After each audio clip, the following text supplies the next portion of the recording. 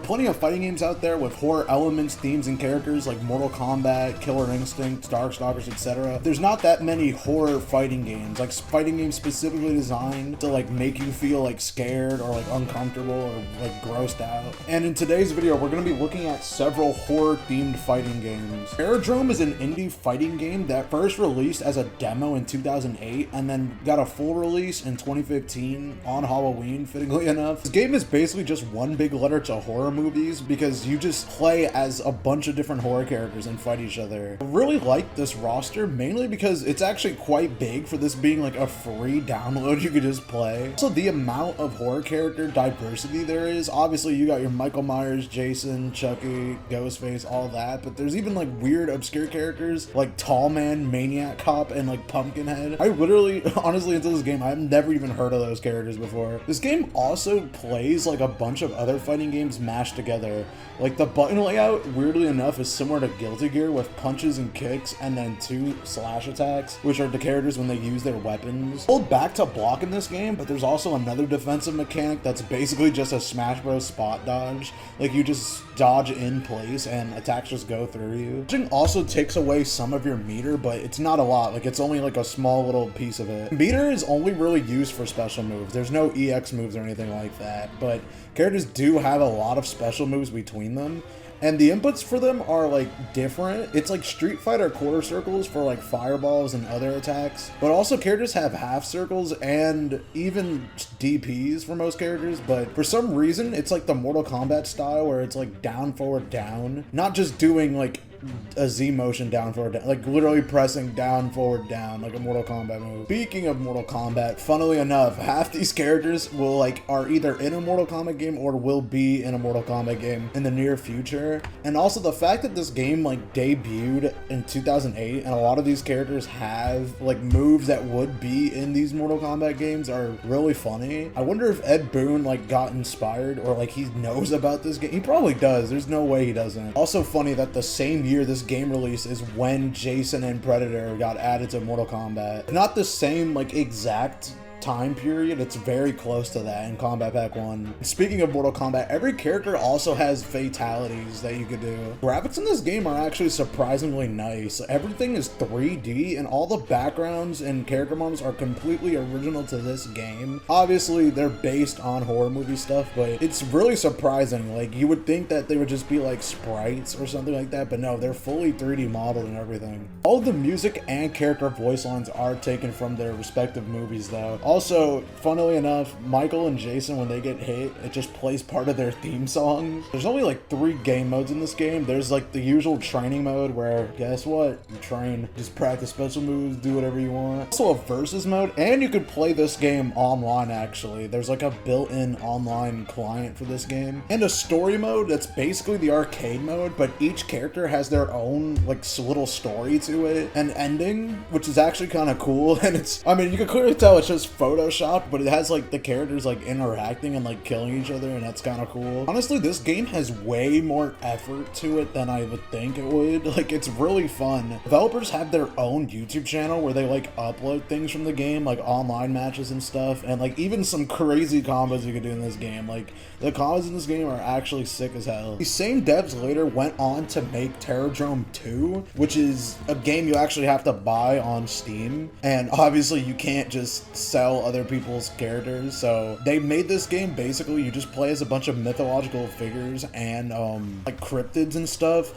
Honestly, I didn't play much of this one, but I think it's just way worse. Like, I don't know, the game is just really glitchy. It looks worse, and it's like way buggier too. Like, characters just like flash, things like clip into each other. It's really weird. I mean, I don't want to be rude because like, obviously this is just like an indie game, but I don't know. You could buy this game if you want to support it, but I don't know. I think the first one is just way better, and it's more well-known anyway. The next game we're going to be talking about is called The Black Heart. It was released in 2009, again on Halloween. This this game originally started as just a Mugen game, and then eventually got ported to the better version of Mugen, Eichmann. And with Eichmann allowing you to actually like publish games and allowing you to like sell games by using the engine, meaning he was able to actually put this game on Steam, like the final release, which is way more polished than the original Mugen game. So even before it was a Mugen game, there was originally just 5 characters the creator just made that you could just download and put in your Mugen, and then he made it into an actual game. Also, he did all the work. His name is Andreas Borgi. Hope I said that right. If I didn't, my bad. This is probably my favorite game of all of these games that I'm going to be talking about. It's really fun. The game's a 4-button fighter. It basically plays like Marvel vs. Capcom / Darkstalkers in a way where you could just chain attacks. There's no links or anything. And every character has like multiple special moves just done with like, you know, the typical fighting game inputs. It's really easy to pick up and play. And I love the dark, otherworldly aesthetic to it. It's basically like if like a bunch of Silent Hill characters were just like fighting each other. The music and the stages just really add to the creepy atmosphere. Like some of the stages, like we got like abandoned hospitals, creepy attics, like we've got some like occult ritual going on, like a dark, spooky, like, forest. You really tell that the dev had, like, a clear passion and vision behind everything, and he made it exactly how he wanted to, and, like, with all, like, just how scary the game is. I mean, it's not really, like, scary per se, but just the dark, fucked up, like, disturbing aesthetic of the game is just really good. And especially, it's crazy because, like, it's just one guy, remember. This isn't, like, a team of people. So all the characters are really fun to play, and they're super different and diverse. Like, they each feel different. It's not just, like, a copy-paste job. They all have very distinct movesets, and, like, you could tell just by looking at them what they're gonna do. And it's not hard to play them. Like I said, this game is very just easy pick up play, get in there type of game. We got this spider chick. She could like set up web traps and like throw webs and spiders everywhere. We got this little kid who's like a serial killer, and he could like take his own head off and like bounce it around. This big giant worm that like he's like this big purple worm snake thing. Every character also has like a killer mode, which is basically their little install that like gives them advantages. And when you're in killer mode and the opponent's at like a 1/3 or less of their health, you can do a fatality move, because of course I think all of these games have fatality moves in them, which I mean, you know, it kind of makes sense. This game also has a story mode, which was added with like the newest release of the game, and it's surprisingly in-depth. Like the characters, they got new art, they've got full stories and everything. Story mode basically acts as like an arcade mode with like a beginning cutscene and then an ending cutscene, and it explains what the characters are doing and why they're fighting in the first place. So the arcade mode is short and sweet, considering there's only 6 characters in the game, with the 7th being the final boss, which you actually unlock. Yeah, this game is an absolute classic, and you should play it, whether it be like the original game, or I think you should just genuinely support the developer of this game by buying it on Steam. It's really good and worth it. And final game I'm going to be talking about is probably the most infamous game on the list. This game literally never released. It was actually like completely canceled. Gonna release exclusively for the PS1 though. It's a fighting game called Thrill Kill, and it was basically pretty much banned like even before it was released because of like its high level of controversial content and violence. And yeah, like I said, obviously this game never released, but the devs or someone at Virgin Interactive, the company who made this game, they just posted the game completely online, like the ROM, and yeah, you can play it ever since then with like an emulator, or people have even made physical copies of the game where like you could literally just, people have like burned it on a disc and you could literally play on an official PS1, because the game is pretty much finished. It just never released. But if it did, it would have been the first ever adults only game, which if you don't know, adults only games are literally like the highest rating a game could get, at least in North America. Most people, if they ever refer to these types of games, they just call it rated A, because the game rating is literally like AO for adults only. And yeah, most of the games that have that you've probably never heard of, because if you just go on Wikipedia, most of them are just porn games or like not real video games you're actually supposed to like sit down and take seriously. They're all just like porn. Interestingly enough, there are actual games that like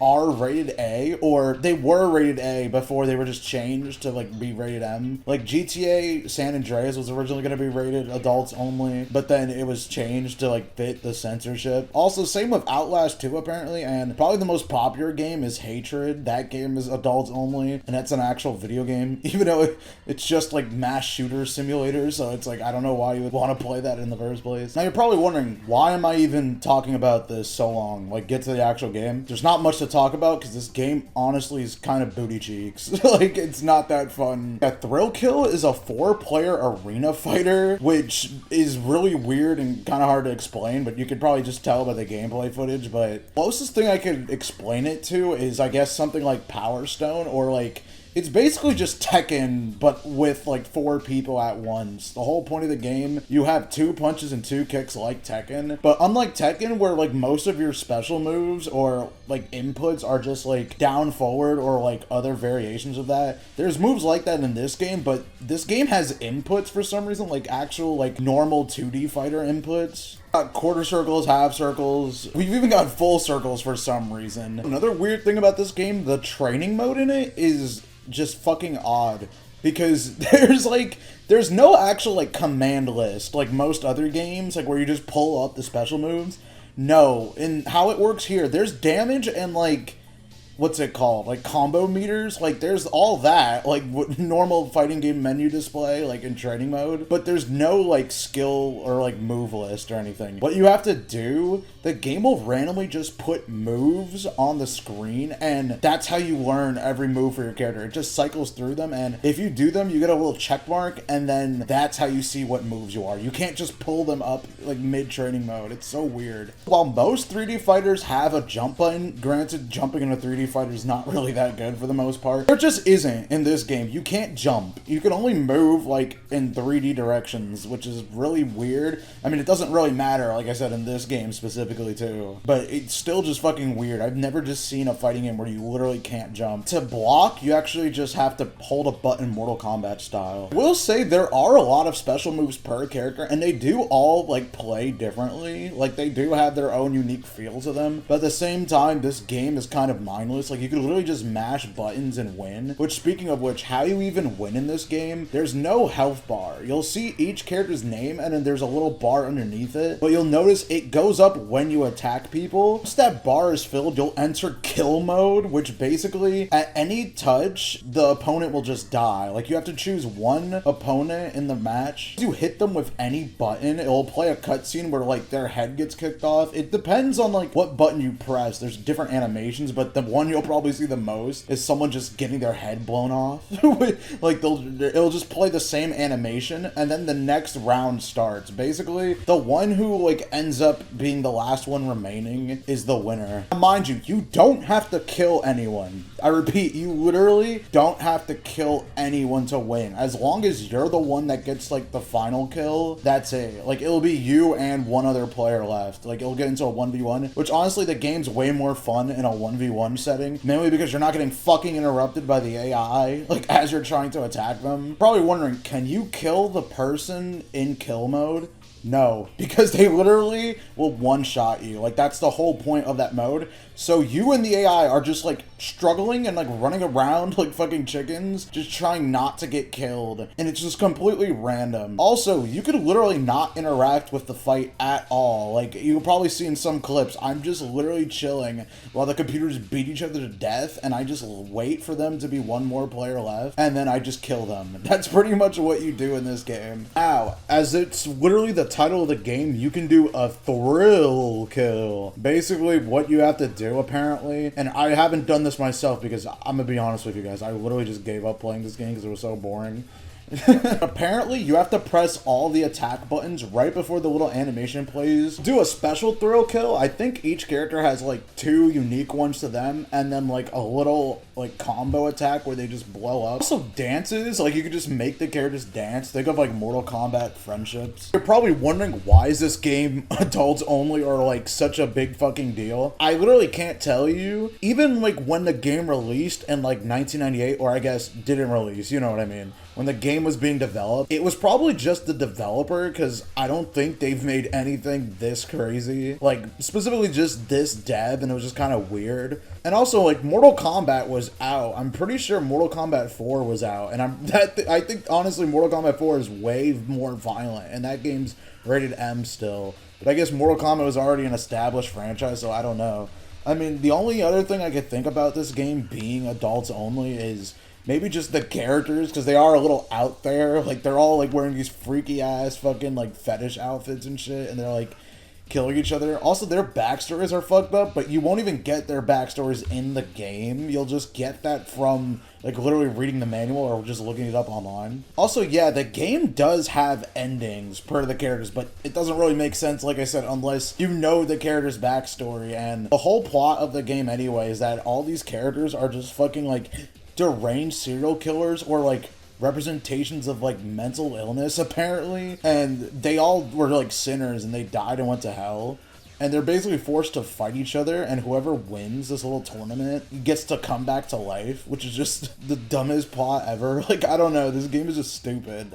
Really not good. If I had to rate all the games here, it'd definitely be the Black Heart, then Terrordrome, then this. This is clearly the worst of it all. Like, I mean, this game might be fun if you're just fucking around with friends one day. Like, you're just like, oh, let's just play this shitty game. Then you get bored for 10 minutes and just play, like, Tekken or something. So one last thing I just want to mention about this game before we end the video. This soundtrack is really funny to me because it's like the most shitty 9 Inch Nails Marilyn Manson ripoff bullshit I've ever heard in my life. Like, it's trying to be like dark and edgy, but it's like really not. But that's gonna be it for this video. These games are very interesting, even Thrill Kill, but it's fucked up that Thrill Kill is the most interesting part about it is just the backstory behind the game and not the game itself. But yeah, if you just want to play some like spooky fighting games around this time of year, because it's almost Halloween, you should play one of these. Probably not Thrill Kill, like I said, but that's gonna be it for this video.